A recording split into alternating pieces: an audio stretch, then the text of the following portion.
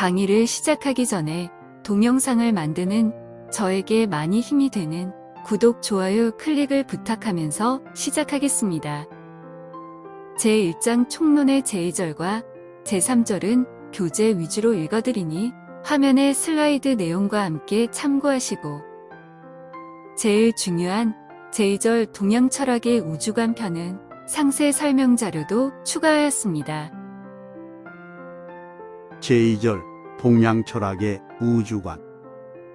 우주에서 삼라만상이 무궁한 변화를 일으키고 있는 것은 음과 양이라는 이질적인 두 기운이 지닌 작용으로 인하여 모순과 대립이 나타남으로써 일어나는 현상을 변화라고 하는 것이니, 이름 이양기의도 하나의 음과 하나의 양을 일컬어 도라한다라고 한 것은 바로 이것을 말하는 것이다.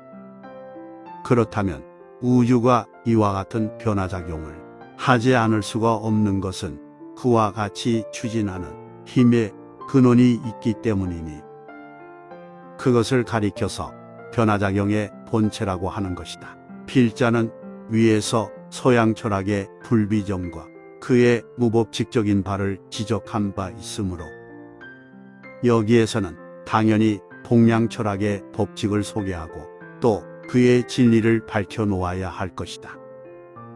그런데 그 법칙이나 진리란 것은 거기에 뿌리박은 모든 원리를 의미하는 것이다.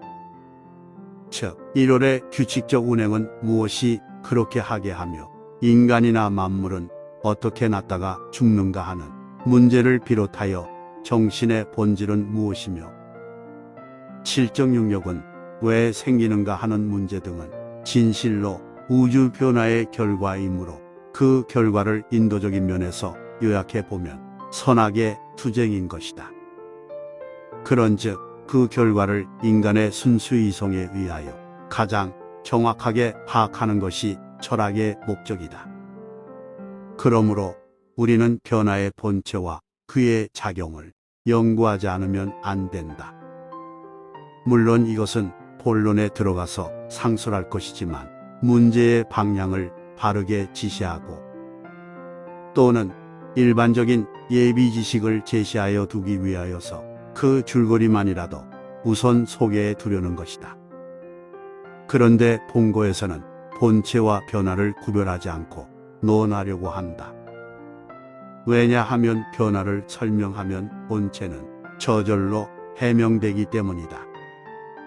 그뿐만 아니라 현상계의 변화를 설명하지 않고는 본체를 말할 수가 없기 때문이다. 그러면 변화하는 본체란 과연 어떠한 것일까? 우주는 본래 지정지무 지극히 깨끗하고 무에 단계한 상태에서부터 생겨났던 것이다.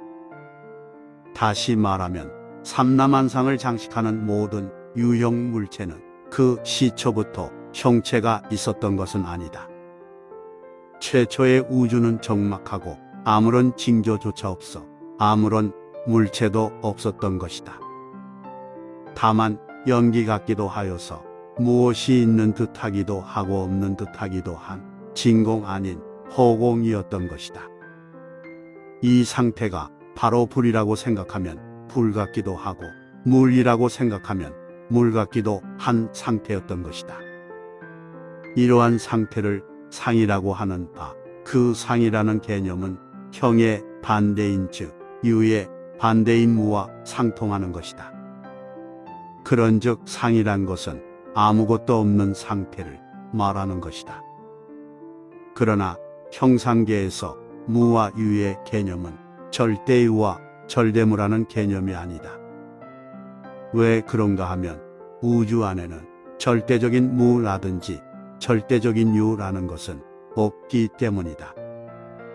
왜냐하면 유형은 언젠가는 무형으로 소멸돼 운명에 놓여 있는 것이요, 무형의 상도 언젠가는 형체를 갖추게 되는 것이므로 형상 속에서 유, 무의 개념은 절대유나 절대무가 될 수는 없다. 우주에 두루 차 있는 물상은 이와 같이 절대가 아닌 유무의 형과 상으로 되어 있는 것은 바로 우주를 창조하던 적막하고 아무런 조짐도 없는 상태가 그와 같은 유무의 화합체였기 때문이다. 이와 같은 상, 우주창조 초의 상이 바로 우주의 본체인 것이다. 그 상을 송대의 성리학은 정막무짐정막하고 아무런 조짐도 없음이라고 하였고, 일부 기망선생은 묘묘, 현현 현묘 중이라고 하였던 것이다. 다시 말하면 정막무짐이라는 말은 아무런 동하는 것도 없기 때문에 그 내용을 알 수 없다는 의미이고, 묘묘, 현현 현묘 중이라는 말은 우주의 본체가 통일하였다가는 분열하고, 분열하였다가는 다시 통일하는 그중 인적 이것은 우주운동의 본체인 것이다. 그런데 영계 북송 때 사람 성리학자 주돈이 태극도서를 지음과 말한 무국은 그와 같은 중을 의미하는 것인즉, 이것은 우주 창조의 중이며 천지의 본체다. 그러므로 일부는 삼극지도 삼극의 도를 세워서 우주동정의 본을 논리화하여 놓았던 것이다. 제8장 우주의 본체를 참조. 위에서 말한 바와 같은 무국은 천지창조의 본체인데, 이것이 어떻게 현실을 창조하는 것인가 하는 것을 연구하여야 한다. 이미 말한 바와 같이 무국의 본질인 무는 절대적인 것은 아니고 상대적인 무인즉, 그것은 순수한 무일 수는 없고 다만 상일 뿐이다. 그러나 그렇다고 그것이 바로 오인의 촉각이나 시각으로 느낄 수 있는 형은 아니다. 그러므로 무국의 성질을 엄격하게 따진다면 형의 분열이 극히 미세하게 분화하여서 조금만 더 응고하면 형이 될 수 있는 직전의 상태에 있는 것이다. 그러므로 여기서는 이질적이었던 두 개 이상의 성질이 서로 융화되어서 아무런 투쟁이나 반발도 없이 함께 살고 있는 것이니, 그것은 무국이 불편부당한 중화의 본체이기 때문이다. 그런 의미에서 혹은 무라고 하며 혹은 중이라고 한다. 이와 같이 무국은 중이며 또한 공의 모체로서 중용의 덕을 지니고 있는 것이다. 그런데 무국이 태극으로 변화하는 과정에서 또다시 동질적인 풍파작용을 일으키면서 음도의 세력권을 이루게 되는 것이 바로 토미작용의 결과이다. 이와 같은 세력권의 형성은 중립성을 변화시켜서 소위 후천적인 통일 과정으로서의 소투쟁을 일으키게 되고, 투쟁의 결과로서 토가 지녔던 양기는 포위당하게 되고, 음기는 이것을 포위하게 마련인 바, 이것이 바로 상화의 과정인 것이다. 그리하여 청기가 완전히 포위당하게 되면 무국은 율료운동을 완성하면서 태극으로 변하게 되는 것이다. 이와 같이 변성한 태극은 다시 투쟁의 욕을 내포하게 된다. 거기에서 태극은 자기 자체의 본성을 발휘하여 현실계의 모순 대립을 나타내게 되는 것이니, 이 작용을 음양작용이라고 한다. 이와 같은 음양작용이란 것은 비단 태극이 이루어진 다음에만 있는 것이 아니라 무국이 태극으로 변할 때의 중탁지기로서 경청지기를 포위하던 때부터 이미 음양작용의 발판을 쌓았던 것이다. 그런데 태극이 이루어지는 과정에서는 그 성질은 위에서 말한 바와 같이 변하거니와 그 형태적 변화는 말하지 않았다. 무국은 형이 아니고 상이었다. 그 상이란 것은 청탁이 화합한 비청비탁의 중성적 존재였다. 그것이 바로 시간적인 계의 작용에서 승의 작용으로 옮겨지는 것이니, 즉 일반적 작용이 그의 필연성에 의하여 형체를 이룰 수 있는 소지를 만드는 것이다. 이것이 바로 필자가 위에서 말한 바에 인과관계란 시간적 계승의 일반적 필연성이라고 한 것이다. 이와 같이 하여 상에서 유가 창조되는 것이므로 역은 이것을 가미수라고 한다. 다시 말하면 감의 개념은 토의 작용이 결핍되어서 수가 된다는 것을 의미하는 것이다. 그러므로 수는 유의 기본이며 형상계의 모체인 것이다. 이와 같이 무국이 태극을 이루어 놓으면 그 속에 내포되었던 양은 표면을 포위하였던 음형을 확장 부연하면서 세계는 양의 주도권하에 들어가게 되는 것이다.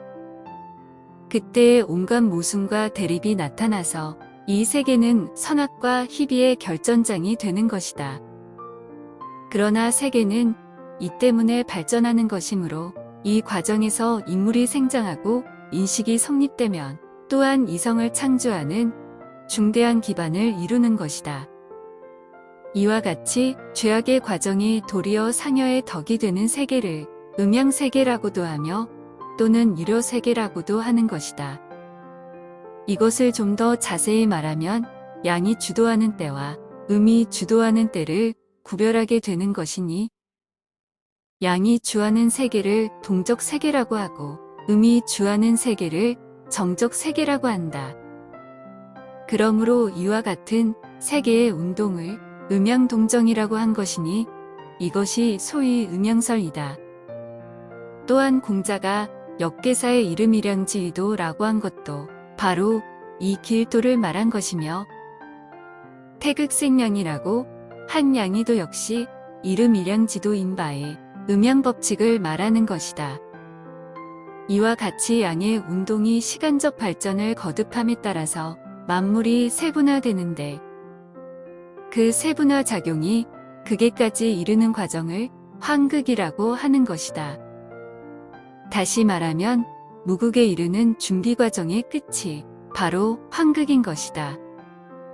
즉, 갑의 끝선, 이 환극이고 기의 시작이 무극인 것이다. 그러므로 만물은 환극에서 통일을 준비하고 태극에서 화생을 시작하는 바, 무극이란 바로 그들의 주제자인 것이다. 그러나 태극은 형의 분산을 목적으로 하므로 각각 그 목적하는 바에 따라서 논하는 것이다.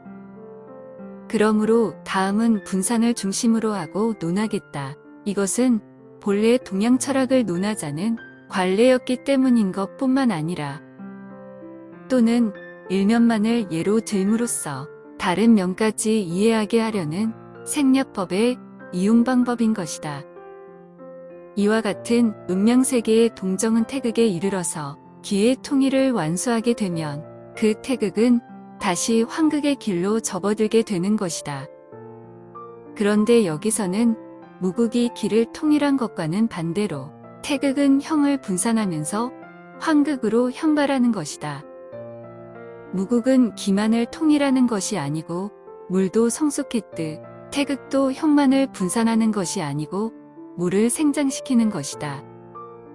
그러므로 태극의 외화작용은 무극의 내변작용과는 반대로 형체와 기를 확장하면서 분산하는 것은 전혀 양도의 작용인 것이다. 다시 말하면 통일하던 때의 주정 세력이던 음기가 여기에 오면 그 세력을 잃고 도리어 분산되어야 할 무명에 빠지게 되는 것이다.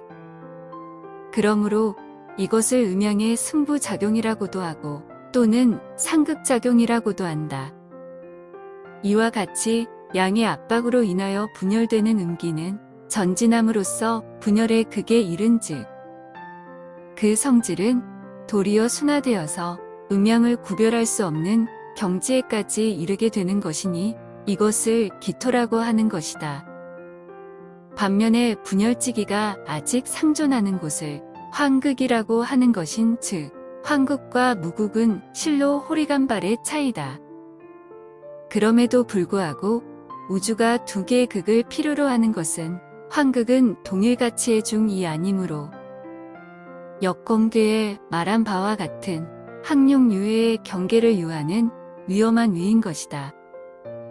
그러나 이것은 무극의 보좌역인즉 우주에 만일 환극이 없다고 하면 무극을 창조할 수 없고 무극이 창조되지 못하면 세계는 조화와 통일을 이룰 수가 없게 된다. 이와 같은 과정을 거쳐서 환극은 무극으로 변하게 되는데 이것을 우주라는 형이상적 입장에서 보면 기의 종합과 분열의 상이지만 인물이라는 형이하적 입장에서 보면 형체의 생장노사인 것이다. 세계의 모든 생명체를 소우주라고 하는 것은 모든 생명체는 우주의 음양작용이 변화하는 대로 자기를 변화시키고 있기 때문에 그렇게 지칭하는 것이다. 그러므로 필자가 위에서 목적 세계인 인물계를 시간적 계승의 이율적 우연성이라고 한 것은 바로 이 세계에 대한 형질적 존재의 활동 규범을 정의한 것이다. 이와 같이 우주운동은 무극에서 태극으로 반복하면서 인류를 유효하는 과정인 것이다. 그러나 그 과정은 형극의 길도 이므로 음양의 도양은 선, 악은 음라고 하거니와 이것은 만물이 생장수장하는 부모요.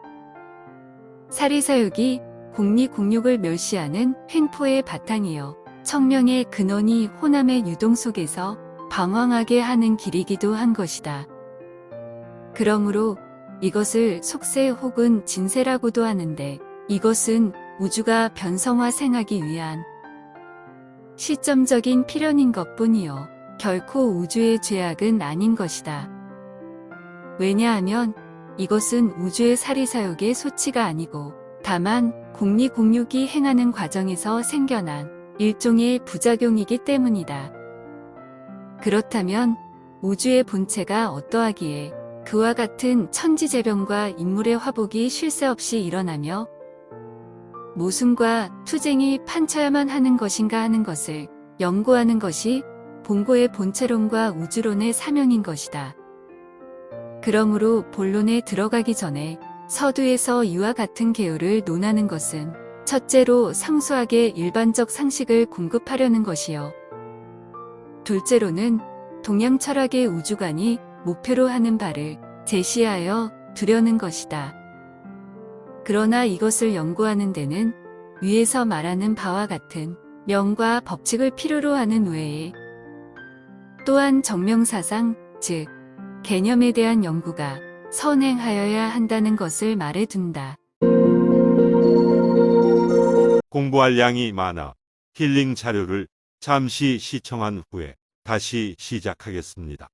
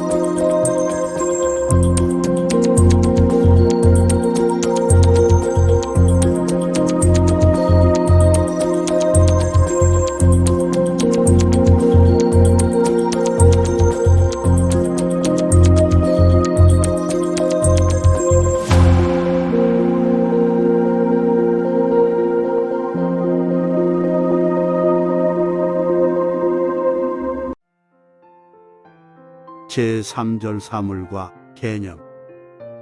개념 컨셉트이라는 것은 삼라만상이 다양다색하므로 인간이 이것을 이해하기 쉽도록 하기 위하여 지각이나 기억이나 상상에 나타나는 개체적인 표상에서 그 공통된 속성을 추상 결합하여서 혹은 문장화하고 혹은 언어화한 사상의 통일체를 표지하기 위한 정명을 말하는 것이다.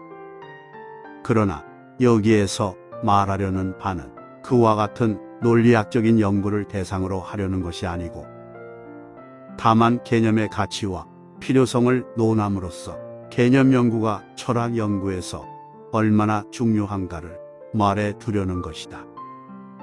개념이라는 말은 동양 철학적으로 말하면 정명이라고 하는 바, 이것을 연구하는 학문을 정명학이라고 한다.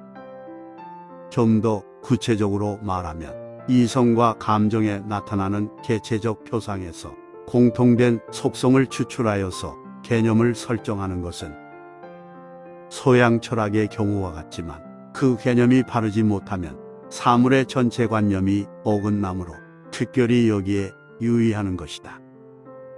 그러므로 문화의 발전과 지식의 통일을 위해서는 없어서는 안 되는 방법인 것이다.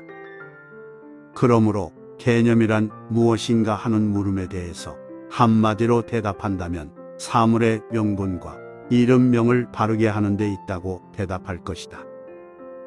사물의 명사를 정하려면 우선 개념이 발라야 할 것이고 개념이 발라야만 사물의 내용과 의미가 통일될 수 있기 때문이다. 그래야만 사물 자체의 의미나 내용이 충실하게 될 것인즉 그것을 명분의 정확이라고 하는 것이다. 그 이유는 사물의 개념인 명사나 명분은 절대로 정확하게 그 사물의 내용을 반영해야 하는 것이다. 이러한 의미에서 동양 철학은 이것을 정명이라고 한다. 이와 같이 사물에 각각 이름과 명분을 붙이는 일은 오늘날에 있어서는 가장 중요한 일이지만 인구의 밀도가 희박하고 생활 방식이 간단했던 고대에서는 그만큼 개념 설정의 필요도 적었으니 그것은 변화 형태가 단조로웠던 것과 정비례로 생겨난 무관심이었을 것이다. 그러나 진리 탐구의 향상은 정명 사상을 유발하기에 이르기는 하였지만 위에서 말한 바와 같은 시대적인 제요건이 여기에 영합되지 못하였기 때문에 정명 사상은 다시 타락하게 되었던 것이다. 그뿐만 아니라 그것이 도리어 모순을 유발함으로써 오히려 사회학을 조장하기에 이르렀던 것이다. 정명 사상은 진실로 사물의 이름을 바르게 하고 명분을 옳게 세우려는 중요한 것임에도 불구하고 만에 하나라도 미숙한 횡설수설이 개입하게 되면 명분은 군도를 위한 궤변이 될 것이고 인식은 타락의 구렁에서 헤매게 될 것이므로 도리어 도의와 사물의 발전에 막대한 폐해를 끼치게 되고 말 것이다. 그러므로 여기서 동양의 정명사를 일별하여 보면 그것은 공자에서 시작되었는데 공자는 춘추말의 부패와 타락이 전혀 정명되지 못한 데 있다고 보았던 고로 제자가 선생이 만일 위나라의 재상이 된다면 무엇부터 먼저 하겠습니까? 하고 물었을 때 필야정명 반드시 정명하고자 한다라고 대답하였던 것이다. 그때와 같은 난세에 정명부터 하겠다는 말을 들은 제자는 아연실색하였지만 공자의 뜻을 움직일 수는 없었던 것이다. 왜냐하면 그 당시의 사회상이나 발전적 여건이 공자가 볼 때 그 밖에는 다른 도리가 없었기 때문이었던 것이다. 그 후에 묵자, 공선영자, 순자 등이 나와서 정명을 철학의 기본으로 삼았던 것이다. 그러나 진시황의 분석 행위로 말미암아 선성들의 정명학에 대한 유지는 차차 매몰되기 시작했고 철학의 심오성도 점점 감추어지게 되었던 것이다. 다행히 송배에 이르러서 성리학이 발전됨으로 인하여 숙취 경성하는 듯한 분위기가 조성되기는 했지만 정명 사상이 타락한 지 이미 천여 년이라 그의 진리를 해득하는 자가 극히 적은 데다 그 시대는 또한 오늘날과 같이 문화가 대중화하지 못한 때였으므로 그 명맥을 유지하기도 오히려 바쁠 정도였던 것이다. 그 후 19세기 말에 신부가 나와서 정력주의를 저술함으로써 정명 정신은 갱생의 계기를 얻게 되었던 것이다. 그러면 이와 같은 형극의 길을 걸어온 동양의 정명학이란 과연 어떠한 것인가 하는 것을 간략히 서술하여 보기로 하겠다.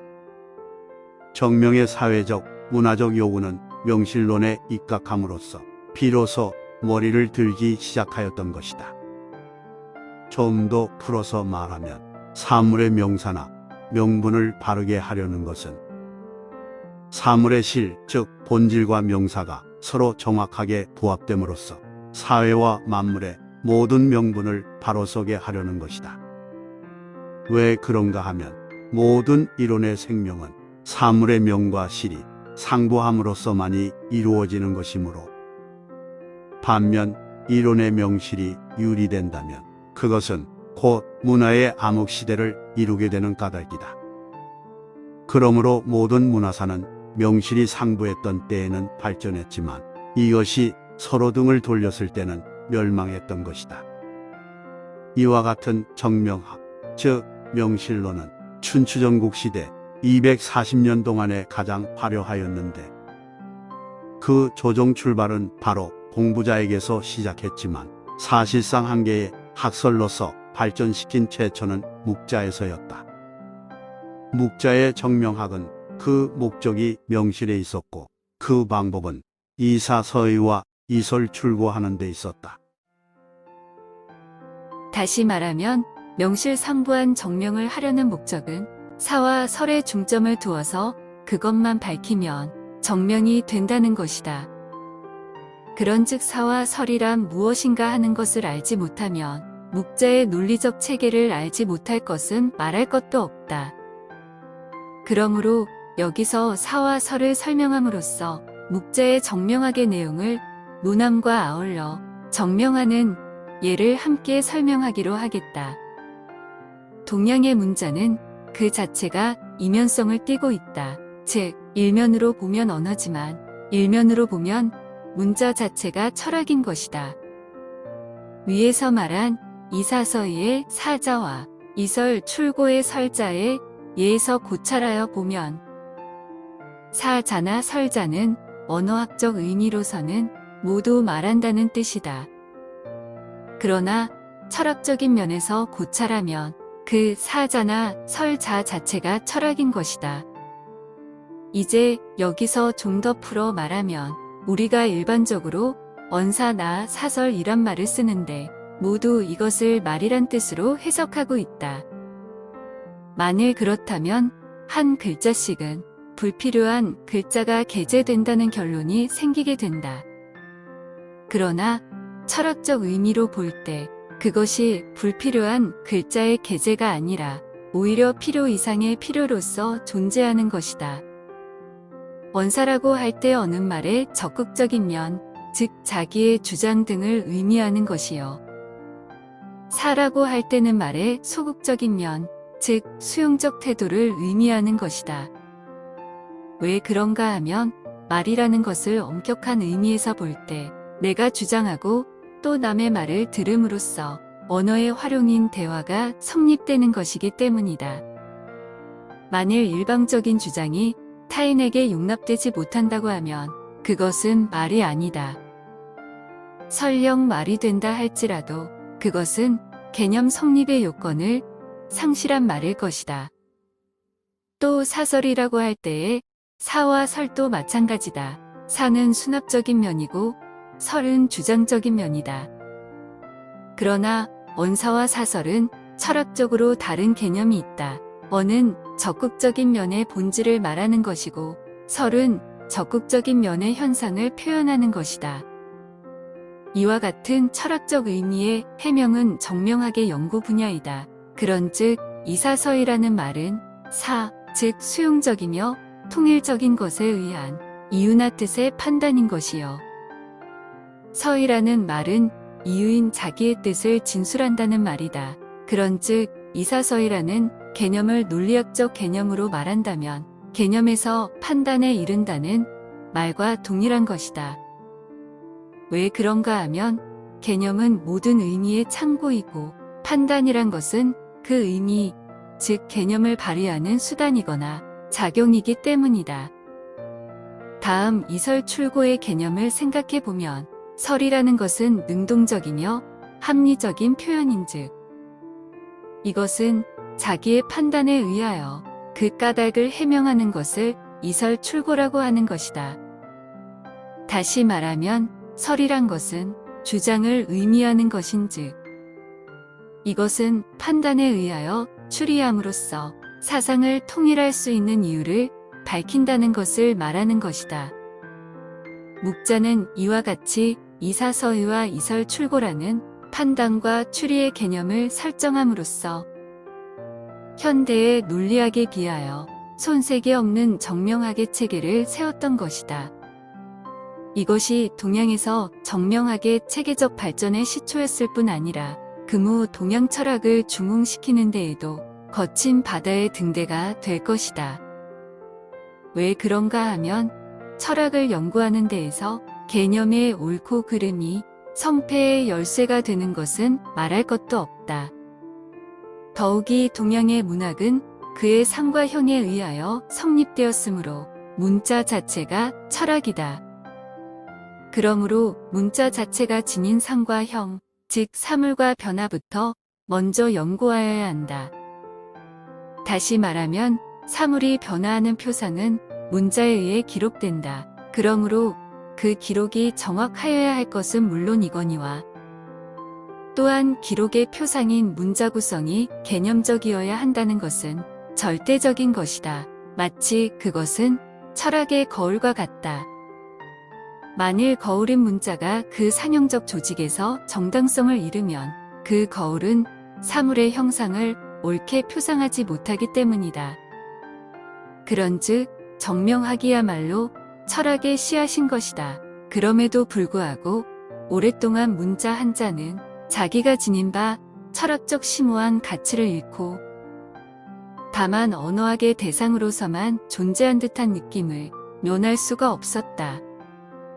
그러므로 정명학이 하나의 전문 분야로서 출발하여야 할 것은 철학적으로 크게 기대되는 바다.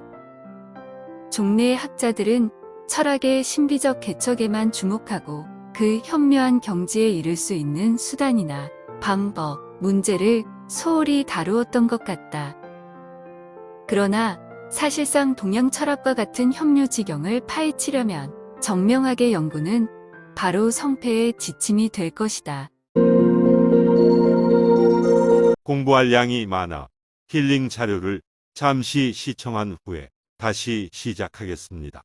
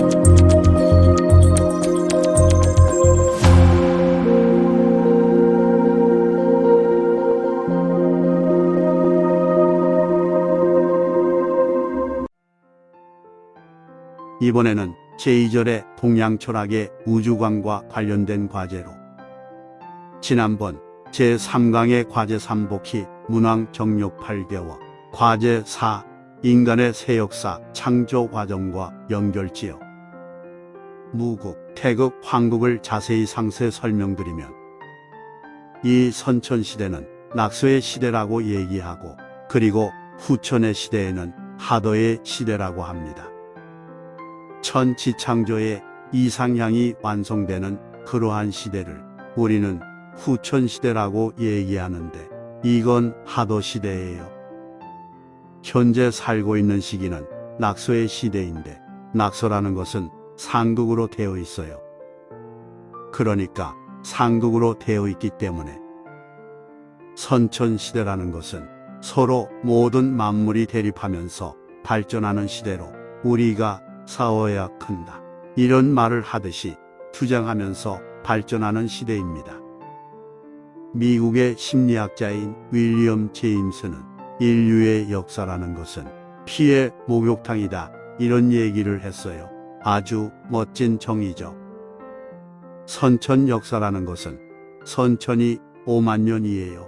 선천이 5만 년, 후천이 5만 년 이것은 사람의 손가락이 오른손이 5개, 손가락이 5개인데 하나에 만 년씩 잡으면 이 선천이 5만 년, 후천이 5만 년, 도합 10만 년에 세상을 우리는 지구 위에서 문명을 건설하는데 선천의 문명은 미완성된 문명이고 후천의 그 문명은 바로 그 무국의 문명이 열린다는 거예요. 이건 아주 우리가 우주 변화의 원리를 배우고 있는데 우주 변화의 원리를 공부하려면 그 틀을 알아야 돼요. 그래서 우리 우주의 봄철 시대 이때 복희팔괴가 여기에서 작용하는 거예요. 여름철 시대 여기에 문왕팔괴가 여기에 적용이 되는 겁니다. 그 다음에 우주의 가을 세상이 되기 위해서는 지축이 서야 돼요. 23.5도 기울어져 있는 지축이 그냥 딱 서가지고 그것을 우리는 정력시대라고 얘기합니다. 자연의 질서라는 것은 끊임없이 변하고 있는데 지축이 선 정도 수의 변화를 한다 이거예요. 정도 수가 변화한다. 그래서 김일부 선생은 지축이 선 얘기를 축궁이 특왕하니 자궁이 퇴위로다. 축궁이 이제 지축이 선다는 얘기예요. 축궁이 특왕하니 축궁이 지금은 이쪽에 가 있거든요. 축미가 이렇게 기울어져 있는데 이것이 딱 서가지고 축이 이쪽 방향으로 오게 되고요. 미가 이쪽 남북의 자리를 잡게 되거든요. 축궁이 특왕하니 자궁이 퇴위로다. 자의 자리는 물리도다. 자궁이 퇴위로다. 그런데 지금은 자가 여기에 있다가 이쪽으로 자가 옮겨가게 됩니다. 그래서 개벽이라는 것은 후천 개벽, 가을 개벽이라는 것은 이제까지 23.5도 길어져 있던 지축이 정립되면서 그래서 태양의 주위를 지금 이 타원 궤도를 돌다가 지축이 기울었을 때 그렇게 돌아요. 지축이 서면서 이것을 정원 궤도로 돌아서 정도 수의 운행을 하게 되는데 그러한 이치를 써놓은 주요 역학이 뭐냐면 바로 정력입니다. 그래서 여기서 여러분들이 이 책을 보면 식과 십에 대한 설명을 하고 있습니다. 자, 우리가 십수수시대가 열린다. 무국시대가 열린다. 1, 2, 3에 4 동서남북의 편벽된 기운을 다 더하면 10이 되는데 이 10이라는 것은 완전한 수, 조화의 수, 생명을 통일하고 성숙시키는 수, 하느님 수, 아주 하느님 생명 자체의 수, 무궁한 조화의 수 이거예요. 이게 10인데 이것은 어떤 의미가 있냐면 이 십무국의 생명은 여기에 들어있다는 거예요. 이것을 태극이라고 얘기합니다. 신무국의 생명은 음양이 교차하는 그 중심점인 그걸 무국의 정신이라 그래요. 무국의 정신 그게 태극이죠. 태극도설에는 무국지심이라는 표현을 썼는데요. 무국지심 어려운 얘기인데 무국지심, 무국의 생명이 압축 통일되어 있는 자리예요. 무국의 생명이 압축 통일되어 있는 그 태극의 생명 자리를 나타내기 위해서 동양에서는 십자를 쓸 때 이렇게 썼다는 거예요. 이렇게 그리고 이 생명은 이걸 강조하기 위해서 쓰였다 이거예요. 그래서 이것은 무국이 용하는 태극의 정신을 강조하기 위해서 이렇게 썼고 이것은 본체를 강조하는 의미가 있습니다. 그런데 아라비아 숫자로는 이렇게 써요. 이것은 어떤 의미가 있냐면 1에서부터 1, 2, 3, 4, 5, 6, 7, 8의 9까지는 분열하는 수거든요. 9까지 분열을 하고 한 단계 더 나아가면 1을 써. 그러니까 그 다음 단계는 10의 단계라는 것은 우리가 1영으로 쓰는데 10 단계라는 것은 1태극으로 다시 돌아가려는 준비를 하고 있고 그 자리는 작용을 정지해 있는 자리다. 이렇게 해서 그 10자를 아라비아 숫자에서 저렇게 쓰는데 이것은 현상을 강조하고 있는 거예요. 어떤 변화에 현상 변화가 발전해 가다가 그 다음 단계가 정지했다. 정지하면서 이것은 다시 근본으로 돌아가려는 그러한 뜻을 내포하고 있다는 뜻을 나타내기 위해서 아라비아 숫자에서 10을 1영으로 쓰는 이유가 거기에 있다는 겁니다. 그래서 이 10의 정신을 말이에요. 10의 정신을 여러분들 17쪽을 펴보시면 바로 그 자리가 정신이 교역하는 금화 교역의 문이다. 무국의 중이며 기토의 힘이며 10, 11, 1지공을 창조하는 곳인 것이다. 그냥 볼 때는 저게 도저히 이해가 안 되는 거죠. 그래서 이제 우리가 순환하는 우주를 그려놓고서 여기에서부터 분열을 시작해 가지고 이 수가 분열을 해 가지고 이 화를 지나서 더 분열하는 2m 자리를 얘기하는데 이 자리를 우리 무국이라고 얘기해요. 그래서 무국의 중이다 이렇게 얘기해요. 근데 여기에서부터는 정신이 통일되기 시작합니다. 여기에서는 금화가 교역을 해요. 금화가 화의 단계를 끝내고 금의 단계로 들어가게 되는데 그래서 금화 교역의 문이라고 하면서 금화 교역의 문은 정신과 신명을 창조하는 기시점이 됩니다. 그래서 열자리이라 그러고 그래서 이거는 십간에서는 기라고 얘기해요. 그래서 이게 기토의 문이다. 또 기도의 마음이다. 또는 금화 교역의 문이다. 노자가 말하면 무자리입니다. 이 자리가 그 다음에 또 10, 11일 지공을 창조하는 자리다. 이게 무국이거든요.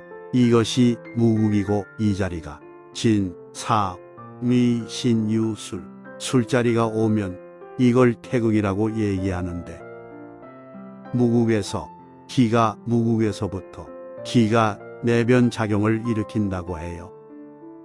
내변 여기에서 수는 발전할 때는 외화 작용을 한다고 합니다.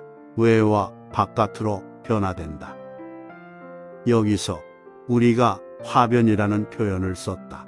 그랬잖아요. 그런데 이건 바깥으로 뻗어나가기 때문에 외화 작용을 하고 여기에서부터 기가 통일되고 통일되는 것은 내변 작용이라고 하는데 그 생명이 통일되면 이 술자리가 완전 통일되는 자리예요. 그러니까 우주의 목적이라는 것은 우주의 목적이라는 신무국이 압축 통일되어 가지고 일태극을 창조하는 그 자리가 우주의 목적인 것입니다. 우주에는 목적이 있다 이거예요. 신무국을 거쳐서 그러니까 우주의 목적은 이 전반기에 있는 것이 아니라 이 후반기에서 우주의 목적이 다 이루어지는 거예요. 마찬가지로 인류 문명의 목적이라는 것도, 인류 문명의 목적도 이제까지는 생장과 발전의 과정이었고, 후반기에서 인류의 목적이 다 이루어지는 거예요. 그런 시간의 목적, 우주사의 목적 자체를 이 철학적으로 설명하는 이론이 신무국이 일태극으로 통일되는 것이다. 이렇게 우리가 얘기하고 있습니다. 18쪽에 보면 이제 한동석 선생님이 그런 얘기를 해요. 내가 이 책을 왜 쓰느냐? 이런 우주 변화의 원리를 연구하는 목적이 뭐냐? 그것은 상수의 법칙으로서 상을 파악하는 것을 목적으로 한다. 상수의 법칙을 연구해가지고 상을 파악하는 걸 목적으로 한다고 했는데요. 그런데 이 상이라는 건 이치를 탐구하는 거거든요. 명리자는 상이다. 이치를 밝히는 것은 상이기 때문에 상을 밝히는 것을 목적으로 한다. 우주의 이치를 밝히는 것을 목적으로 한다. 그런 얘기를 하고, 그 다음에는 이 상을 파악하기 위해서는 우리의 마음 자체가 지극히 높은 경지에 이르러서 나의 신명 자체를 정화해가지고 정화해서 어떤 무국과 공의 진경에 이르러야만이 우주의 신비를 모두 밝혀낼 수가 있다. 그러니까 한동석 선생이 궁극적으로 주장하는 것은 그저 열심히 우주 변화의 원리, 음양우행이 어떻고 이런 것을 공부하는 것은 그건 기본 중의 기본이고, 이런 우주 원리를 공부하는 근극 목적은 우리의 마음 자체를 완전히 욕심이 없는 그런 자리로 명화시켜야 한다는 거예요. 그것을 강조하고 있어요. 아주 이 책에서 특히 그것을 많이 강조하고 있습니다. 자, 이렇게 해서 이제 총론에 대한 얘기를 다 끝냈는데요. 이제 다음 시간부터는 2장으로 오행과 운으로 넘어가게 되는데, 우리가 우주 변화의 원리를 공부하는 아주 큰 틀이나 한번 제가 제시해 드리려고 합니다. 결국 우리가 시간과 공간 우주 변화의 원리라는 것은 시간과 공간의 변화 원리를 공부하는 건데, 주로 우리가 시간의 질서를 공부하는 거예요. 시간의 질서, 그런데 시간의 질서를 주역에서는 이름이량지위도 다 한 번 음이 되었다가 한 번 양이 되었다 하는 것을 도라고 얘기한다. 자연의 질서가 흘러가는 길이에요. 그러니까 자연이라는 것은 순환하고 있는 거예요. 우리가 하루를 놓고 보면 하루가 순환을 하고 있어요. 이 하루를 순환하는데 그 하루의 순환하는 전체의 틀을 무국이라고 합니다. 그런데 하루를 놓고 보면 오전과 오후로 나눠 봐도 좋고요. 아니면 낮과 밤으로 나누어 봐도 좋아요. 항상 그렇게 음과 양으로 작용해요. 낮에는 양이 작용하고 밤에는 음이 작용을 하죠. 그래서 이것이 태극으로 작용을 해요. 우주는 순환하고 그 순환의 질서를 봤더니 양과 음이 반복하더라 이거예요. 이게 태극이에요. 태극, 그리고 이것을 둘로 나누어 보면 여기에 음양이 들어있는 거죠. 음양이 이렇게 들어있는 거예요. 그런데 이것을 우리가 좀 더 살펴보면 추나 추동으로 나눠지는 거예요. 추나 추동 오행을 붙여본다면 목화 금수로 나눠지는 거예요. 그 다음에 이것을 더 나누어 보면 갑기를 축으로 놓고서 갑을 병정 무기 경신 임계 이렇게 돌아가는 거예요. 그러니까 앞으로 우주 변화 원리 공부한다는 것은 이런 거 배우는 거예요. 그래서 10간에서 10간이라는 것은 10가지로 움직이는데 축이 이 2개밖에 없어요. 갑과 무기토, 그래서 이 갑에서는 분열 발달하는 선천 세상을 열어요. 그리고 여기서는 갑이 환극이 됩니다. 그 다음에 기가 무국이 되는 거예요. 그래서 아까 기토에 섭니다. 무국의 마음이라는 거예요. 이게 기토의 힘입니다. 그러니까 여기에서 생명을 통일해 가지고 임해서 생명이 완전히 통일되어 이게 태극자리예요. 그러니까 이제 이 원리를 순환하는데 하나로 보면 태극이요. 둘로 나눠보면 그 음양이요, 넷으로 나눠보면 추나 추동, 목화 토금수요. 10가지로 나눠보면 갑을병정무, 기경 신임계요. 이걸 12가지로 나눠볼 수 있어요. 이 순환하는 것을 12가지로 나눠보면 저음유를 놓고서 자축인묘, 진사오미, 신유술에 이거 관찰하는 거예요. 앞으로 우주 변화의 원리 공부하는 것은 이 차원에서 여기에서 마디마디에서 아주 정확하게 관찰이 되거든요. 이렇게 여기서 이게 환극이 되어 가지고 환극이 체가 되고 환극에 용하는 자리거든요. 환극의 세상은 이 태극수를 분열시키는 거거든요. 미에서 무극이 되고 미에서 생명을 통일해서 술에서 태극을 이루게 되고 그런데 이 원리를 또한 배우게 됩니다. 그 다음에 그러니까 우리는 이 순환하는 우주를 분석해서 얼마든지 볼 수가 있어요. 이것을 8궤로도 한번 볼 수 있어요. 8궤로 한번 볼까요? 8궤를 보면 이거를 이제 8등분을 이렇게 그렇게 해요. 그것을 8등분을 이렇게 했는데 여기 자체가 사실은 태극의 생명인 무극의 생명인 태극이 여기에 있다는 것을 상징하는 거예요. 그러면 음기운이 여기서부터 이렇게 와서 이렇게 양기운이 여기서부터 이렇게 해서 이렇게 뻗어 나간다는 말이 그러면 음을 이렇게 표시해 보자. 이걸로 음기운을 이렇게 표시했죠. 근데 여기다가 궤를 한번 그려볼까요? 이거는 완전한 양이에요. 완전한 양, 이거는 말이에요. 완전한 음이에요. 이거는 밑에 양에 2개가 있고 음이 위에 하나 있어요. 이것은 양이 밑에 하나 있고 음이 2개가 있어요. 위에 이거는 음이 밑에 하나 있고 양의 위에 2개 있어요. 이거는 양이 밑에 하나 있고 위에 음이 2개 있어요. 그 다음에 이제 이거는 양의 바깥에 있어요. 양이 바깥에 있기 때문에 이것은 리괴를 표시합니다.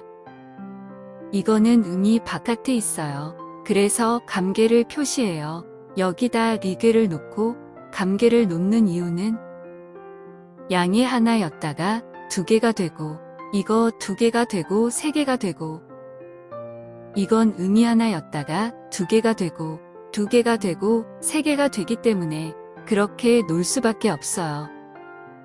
그러면 이거를 놓고 보면 검괴, 공괴, 태괴, 리괴 이게 송괴, 감괴, 강괴, 징괴가 돼서 복희, 팔, 괴의 모습이 나와요. 그러니까 우리가 그 순환하는 마디 속에서 그것을 무국의 입장에서 보면 뭐 혼연일체된 하나니까 구별이 안 되지만 태극의 입장에서도 볼 수 있고 사상의 입장에서도 볼 수 있고 십간의 입장에서도 볼 수 있고 그 다음에 저기 12지지의 입장에서 볼 수도 있고 8괴의 입장에서도 볼 수 있고요. 숫자로는 못 봅니까? 숫자로도 보죠.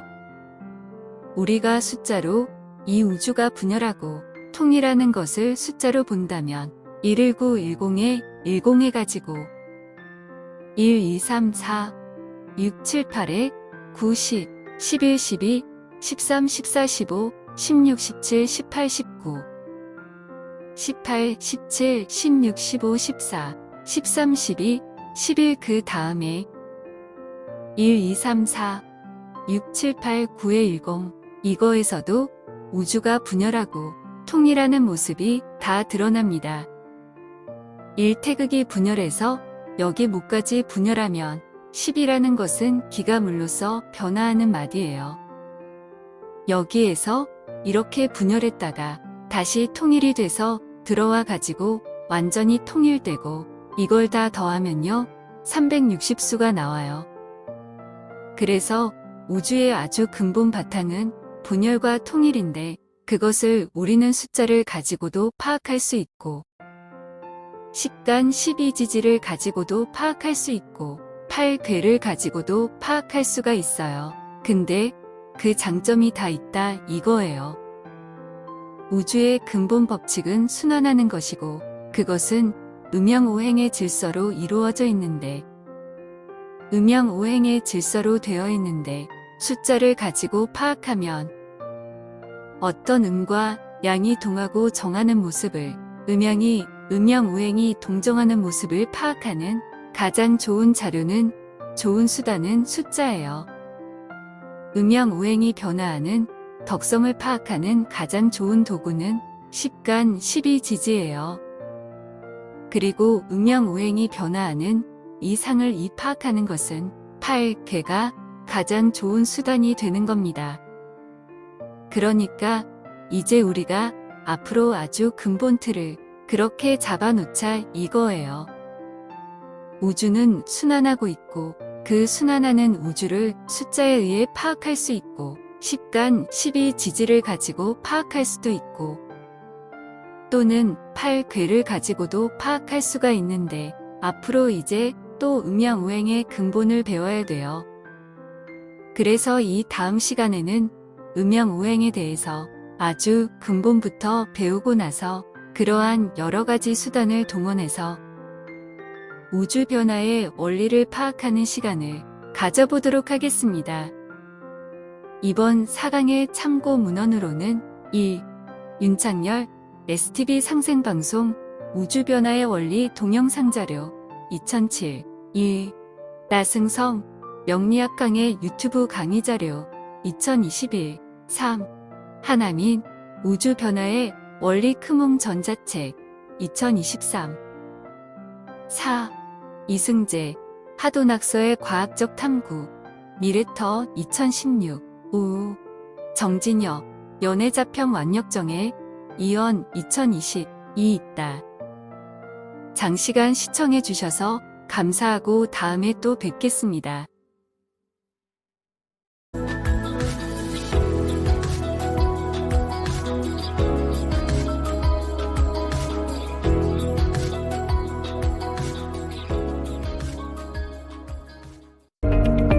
구독과 좋아요에 클릭해 주신 분들에게 감사드립니다.